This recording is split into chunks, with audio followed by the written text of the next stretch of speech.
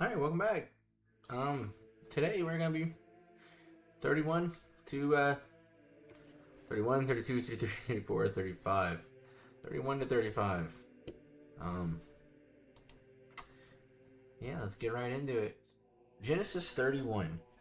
Jacob flees from Laban. It's his uncle. I think. We'll see. But Jacob soon learned that Laban's sons were grumbling about him. Jacob has robbed our father of everything, they said. He's gained all his wealth at our father's expense. And Jacob began to notice a change in Laban's attitude toward him. Then the Lord said to Jacob, "Return to the land of your father and grandfather and to your relatives, there, and I will be with you." So Jacob called Rachel and Leah out to the field where he was watching his flock, and he said to them, "I have noticed that your father's attitude towards me has changed. But the God my father has been with, but the God of my father has been with me. You know how hard I have worked for your father, but he has cheated me, changed my wages 10 times. But God has not allowed him to do me any harm. For if he said, 'The speckled animals will be your wages,' the whole flock began to produce speckled young. And when he changed his mind and said, 'The striped animals will be your wages,' the whole flock produced striped young. In this way, God has taken your father's animals and he's given them to me. One time, during the mating season, I had a dream that I saw the male goats mating with the females were streaked, speckled, and spotted. Then in my dream, the angel of God said to me, 'Jacob,' and I replied, 'Yeah, here I am.' The angel said, 'Look up, and you will see that only the streaked, speckled, and spotted males are mating with the females of your flock. For I have seen how Laban has treated you. I am the God who appeared to you at Bethel, the place where you anointed the pillar of stone and made your vow to me. Now get ready to leave this country and return to the land of your birth.' Rachel and Leah responded, 'That's fine with us. We won't inherit any of our father's wealth anyway. He has reduced our rights to those of foreign women, and after he sold us, he wasted the money you paid him for us. All the wealth God has given you from our father legally belongs to us and our children. So go ahead and do whatever God has told you.' So Jacob put his wives and children on camels, and he drove all of his livestock in front of him. He packed all the belongings he had acquired in Padan Aram, and he set out for the land of Canaan, where his father Isaac lived. At the time they left, Laban was some distance away, shearing his sheep. Rachel stole her father's household idols and took them with her. Jacob had outwitted Laban the Aramean, for they set out secretly and never told Laban they were leaving. So Jacob took all his possessions with them, and they crossed the Euphrates River, heading for the hill country of Gilead. 3 days later, Laban was told that Jacob had fled. So he gathered a group of his relatives and set out in hot pursuit. I don't think this is going to end well for Laban.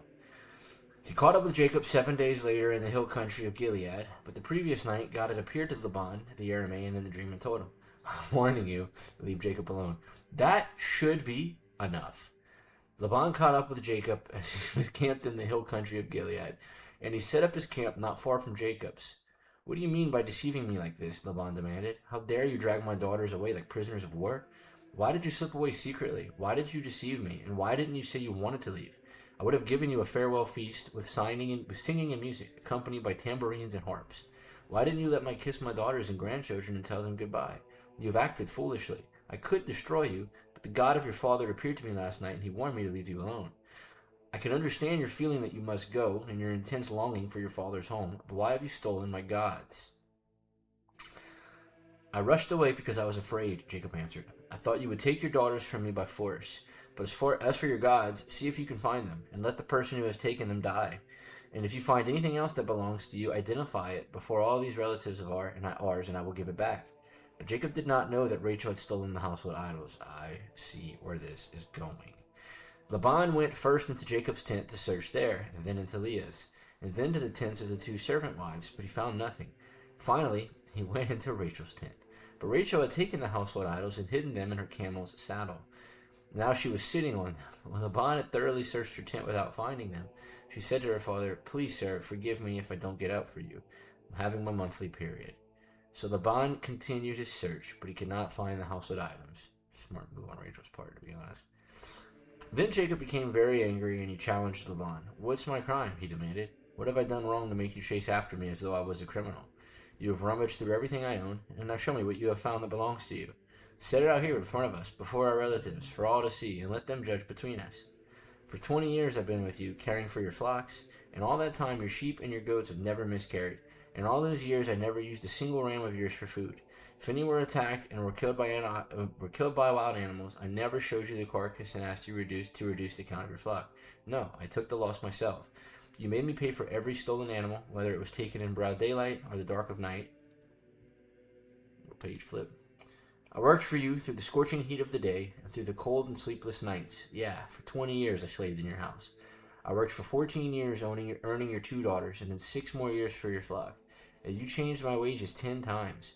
In fact, if the God of my father had not been at my side, the God of Abraham and the fearsome God of Isaac, you would have sent me away empty-handed. But God has seen your abuse and my hard work, and that is why he appeared to you last night and he rebuked you. Here we go, a treaty. Then Laban replied to Jacob, These women are my daughters, these children are my grandchildren, and these flocks are mine.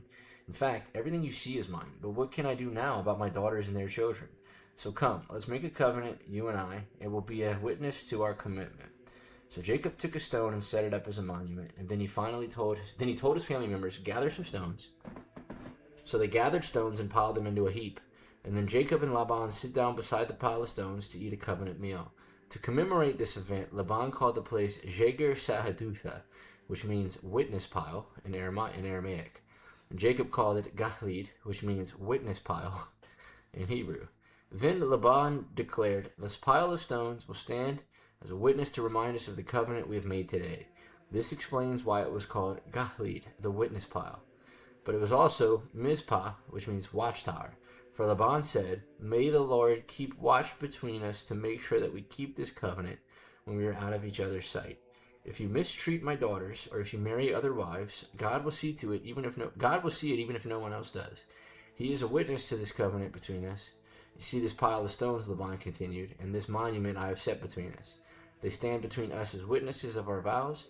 I will never pass this pile of stones to harm you, and you must never pass these stones or this monument to harm me. I call on the God of our ancestors, the God of your grandfather Abraham, and the God of my father Nahor, to serve as a judge between us. So Jacob took an oath before the fearsome God of his father Isaac to respect the boundary line. And then Jacob offered a sacrifice to God there on the mountain, and he invited everyone to a covenant feast. After they had eaten, they spent the night on the mountain. Laban got up early the next morning, and he kissed his grandchildren and his daughters and blessed them. Then he left and returned home. Something's off. That seemed a little too easy. As Jacob started on his way again, angels of God came to meet him. When Jacob saw them, he exclaimed, This is God's camp. So he named the place Mahanaim.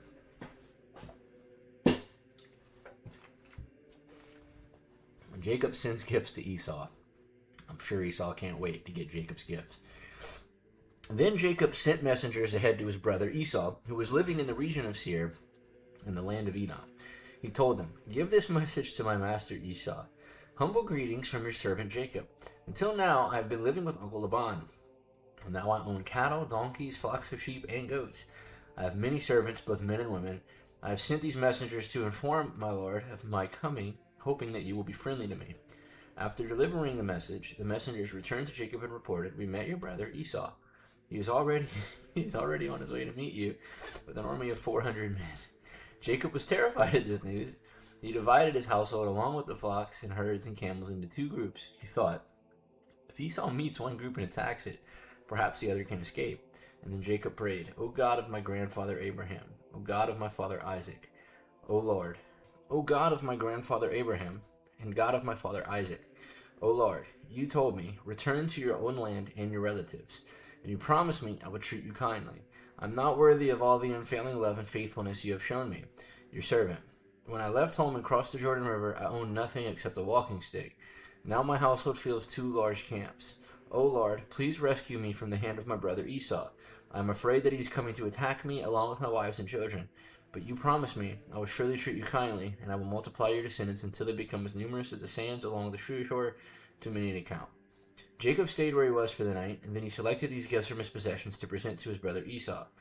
200 female goats, 20 male goats, 200 ewes, 20 rams, 30 female camels with their young, 40 cows, 10 bulls, 20 female donkeys, and 10 male donkeys. He divided these animals into herds and assigned each to a different servant. And then he told these servants, Go ahead of me with the animals, but keep some distance between the herds. He gave these instructions to the men leading the first group. When my brother Esau meets you, he will ask, Whose servants are you? Where are you going? Who owns these animals? You must reply, they belong to your servant Jacob, but they are a gift for his master Esau. Look, he is coming right behind us. Jacob gave the same instructions to the second and third herdsmen to allow all who followed behind the herds. You must say the same thing to Esau when you meet him, and be sure to say, look, your servant Jacob is right behind us.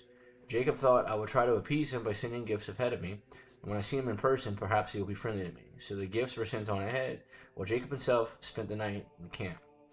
Jacob wrestles with God. During the night, Jacob got up and took his 2 wives and his 2 servant wives, his 11 sons, across the Jabbok river with him. After taking them to the other side, he sent over all his possessions.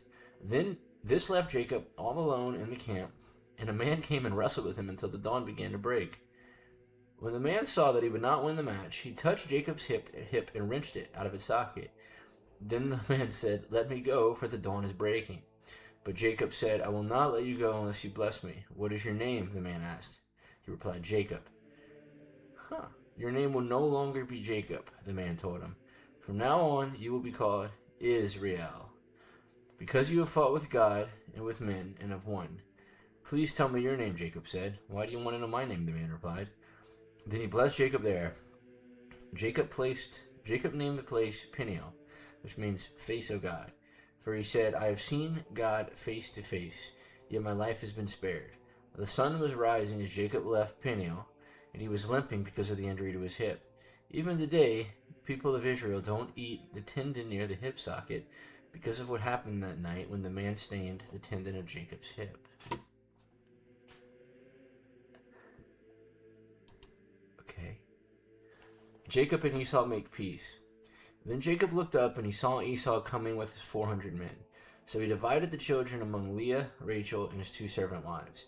He put the servant wives and their children at the front, Leah, her children next, and Rachel and Joseph last.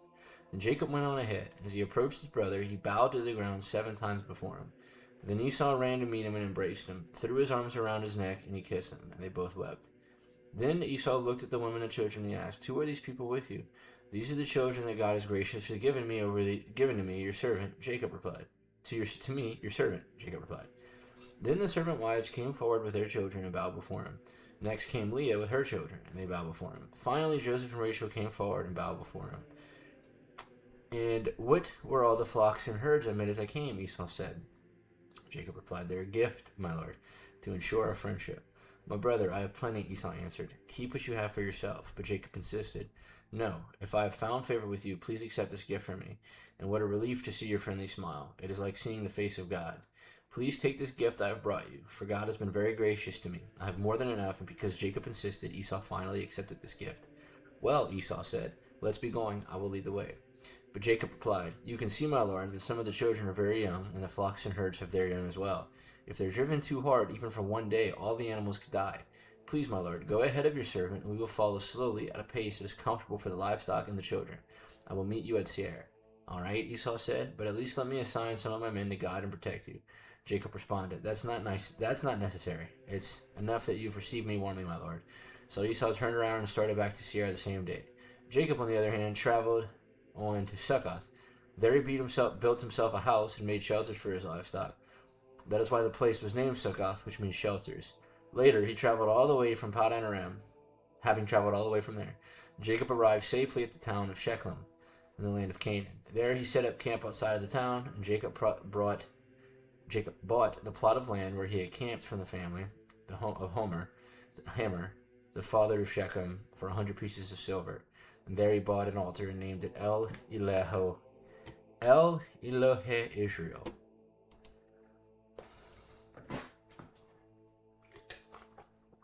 Alright, chapter 34. Revenge against Shechem.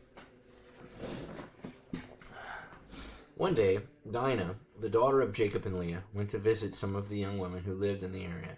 But when the local prince, Shechem, son of Hamor, the Hivite, saw Dinah, he seized her and raped her. But then he fell in love with her, and he tried to win her affection with tender words.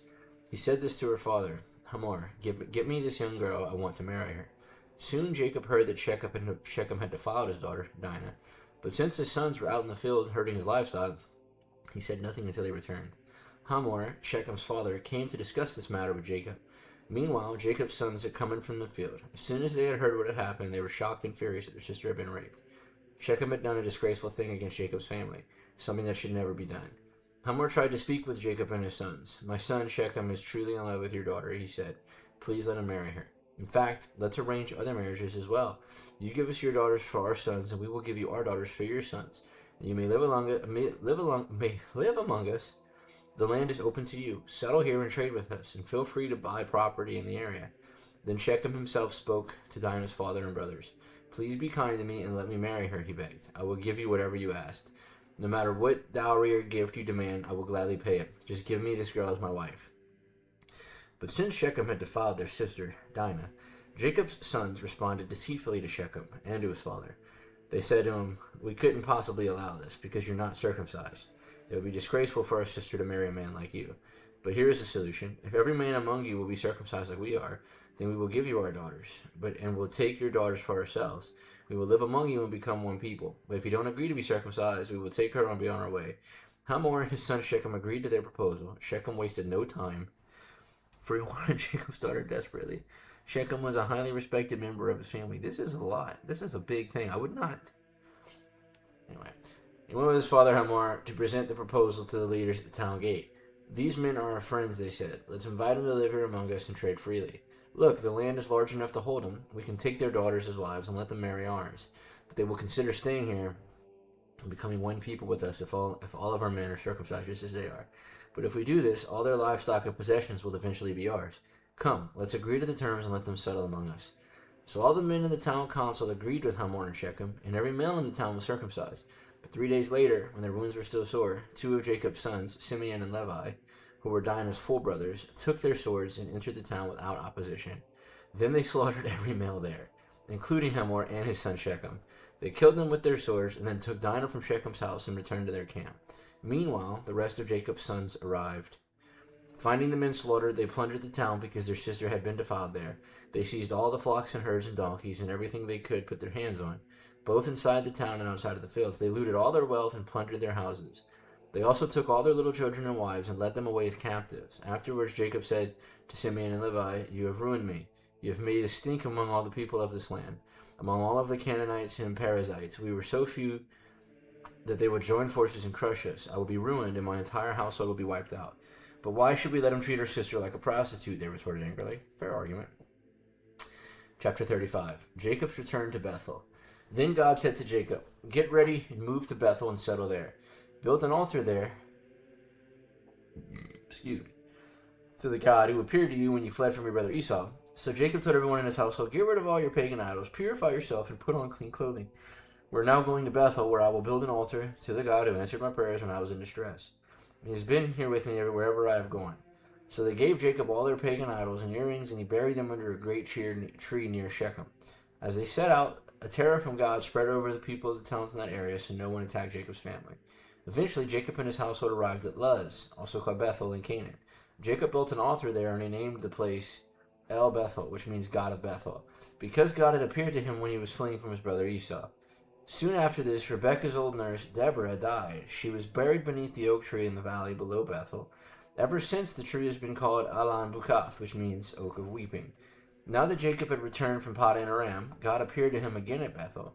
God blessed him, saying, "Your name is Jacob, but you will not be called Jacob any longer. Your name will now be Israel." Yada yada. Then God said, "I am El Shaddai, God Almighty. Be fruitful and multiply. You will become a great nation, even many nations. Kings will be among your descendants. And I will give you the land I once gave to Abraham and Isaac. Yes, I will give it to you and your descendants after you."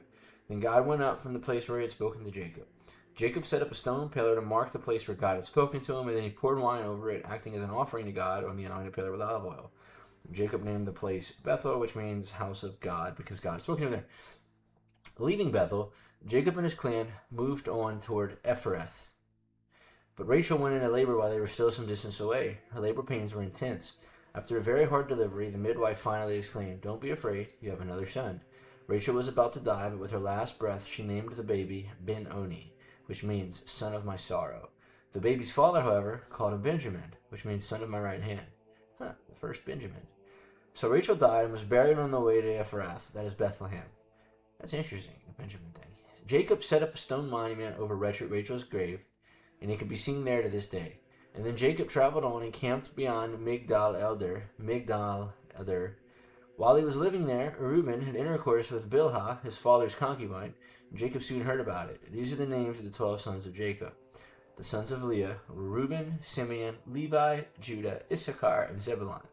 The sons of Rachel were Joseph and Benjamin. The sons of Bilhah, Rachel's servant, were Dan and Naphtali. The sons of Zillah, this is Leah's servant, were Gad and Asher. It's cool names. And then these are the names of the sons who were born to Jacob at Paddan Aram. So Jacob returned to his father Isaac and Mamre, which was near Kiriath Arba, now called Hebron, where Abraham and Isaac both lived as foreigners. Isaac lived for 180 years, and then he breathed his last and died at a ripe old age, joining his ancestors in death. And his sons Esau and Jacob buried him. Well, hell yeah, brother. Seems like a happy enough ending. Alright, guys. That's it for today. We'll pick up tomorrow. Peace.